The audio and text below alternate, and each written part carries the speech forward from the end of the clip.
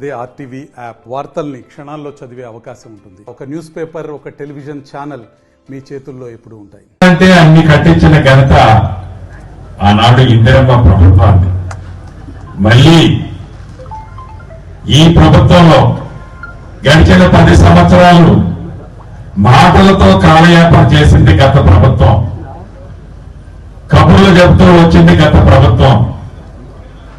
ఇదిగో పెద్దక్క, నీకు పండక్కి అల్లుడు వస్తే అల్లుడు బిడ్డ ఏడబడుకుంటారు, నువ్వు ఏడబడుకుంటావని ఆనాటి ముఖ్యమంత్రి గారు ప్రశ్నించాడు.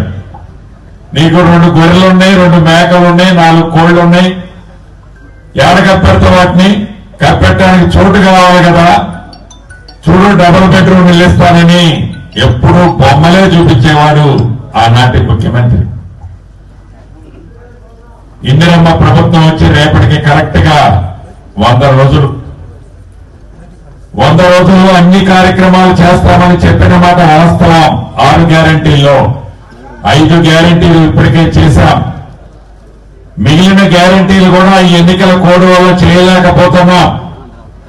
100కి 100% తెలంగాణ ప్రజలకి ఆనాడు శ్రీమతి సోనియా గాంధీ గారు, రాహుల్ గాంధీ గారు, ప్రియాంక గాంధీ గారు, ఖర్గే గారు వారి సమక్షంలో ఏమైతే అభయ హస్త కార్యక్రమాల ద్వారా 6 గ్యారంటీలు తెలంగాణ బిడ్డలకు అందిస్తామని చెప్పామో, ఈ కార్యక్రమాలని ఎన్నికల కోడ్ అయిన తర్వాత తప్పకుండా పేదవారి ఇంటికి చేర్చే కార్యక్రమాన్ని చేపట్టబోతున్నాం. అంతేకాదు ప్రతి కార్యక్రమానికి తెల్ల కార్డు కావాలి.